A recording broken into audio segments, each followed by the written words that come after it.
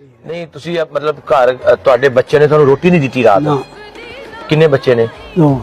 ਜਵਾਨ ਨੇ ਬਿਲਕੁਲ 12 ਬੱਚੇ ਆਏ ਉਹਨਾਂ ਨੂੰ ਇਸ ਤਰ੍ਹਾਂ ਤਾਂ ਨਹੀਂ ਕਰਨਾ ਚਾਹੀਦਾ ਇਸ ਤਰ੍ਹਾਂ ਕਿਉਂ ਕਰ ਦਿੰਦੇ ਹੋ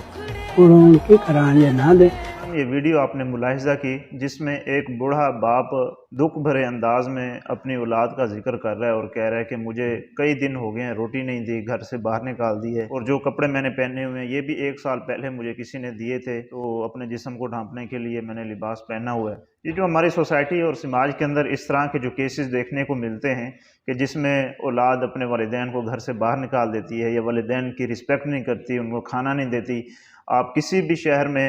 ओल्ड सेंटर चले जाएं तो आपको कई ऐसे बूढ़े पेरेंट्स मिलेंगे, वालिदैन मिलेंगे कि जिनकी औलाद ज़िंदा होती है, नौजवान होती है, अपने बीवी बच्चों के साथ वो हंसी खुशी ज़िंदगी गुजार रहे होते हैं, लेकिन जो उनके पेरेंट्स हैं, वालिदैन हैं, वो बड़े परेशानी की हालत में ओल्ड सेंटर के अंदर पड़े होते हैं बेचारे, और बड़े उनके दिल के अंदर कई एक जज्बात होते हैं, कई एक औलाद के मुतालिक उस वक़्त भी उनके एहसासात मतलब कि बड़े मोहब्बत भरे होते हैं। लेकिन औलाद की तरफ से जो वालिदैन के साथ इस तरह का जो रवैया और एटीट्यूड का इजहार किया जाता है ये इंतहाई नागुज़ीर और मायूस कुन है। और मैं कई दफ़ा इन टॉपिक्स के ऊपर इस तरह की गुफ्तगू कर चुका हूँ कि ये जो हमारी सोसाइटी के अंदर इस तरह के जो केसेस वाक़ होते हैं ये सिर्फ नताइज हैं, इसके पीछे कई एक मुहर्रकात हैं। आप इस टॉपिक के ऊपर मुख्तलिफ़ पहलुओं से गुफ्तगू कर सकते हैं, लेकिन जिस चीज़ को मैं समझता हूँ कि जो बुनियादी एक रीज़न हमारी सोसाइटी के अंदर बनती जा रही है वो एक माइंड सेट है, जो माइंड सेट हमारे एजुकेशन सिस्टम के ज़रिए, मीडिया के ज़रिए और हमारे जो सोसाइटी और समाज की मौसर शख्सियात हैं उनकी गलत गाइडलाइंस की वजह से, गलत रहनुमाई की वजह से एक ऐसा माइंड सेट सोसाइटी के अंदर डेवलप किया जा रहा है कि जो सिर्फ़ और सिर्फ मटेरियलिस्टिक अप्रोच है कि जिसमें आपने सिर्फ पूरी की पूरी सलाहियतें, वक़्त, सरमाया इस चीज़ पे खपाना है कि हमने प्रॉफिट कैसे हासिल करना है, हमने माल कैसे कमाना है, हमने दौलत कैसे इकट्ठी करनी है। अब उसके लिए जायदादों के ऊपर लड़ाई पड़ती है, उसके लिए बिज़नेस के ऊपर लड़ाई पड़ती है, और ये मटेरियलिस्टिक अप्रोच सोसाइटी के अंदर तकरीबन हर बंदे के अंदर आ चुकी हुई है। कोई 1000 में से एक बंदा ऐसा होगा जो इस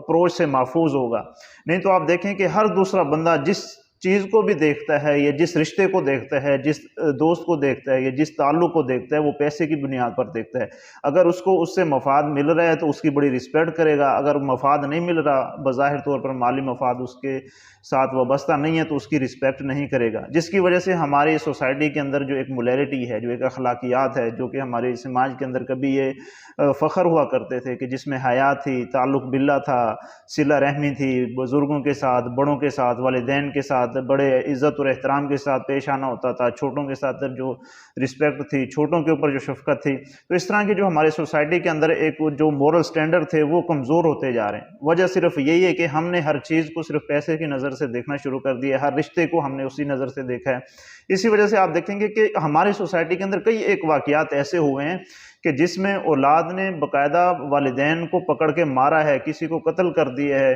भाई को कत्ल कर दिया है, अपनी बहनों को जायदाद में हिस्सा नहीं देते। तो इसमें इसके पीछे वो एक माइंड सेट है जो सोसाइटी के अंदर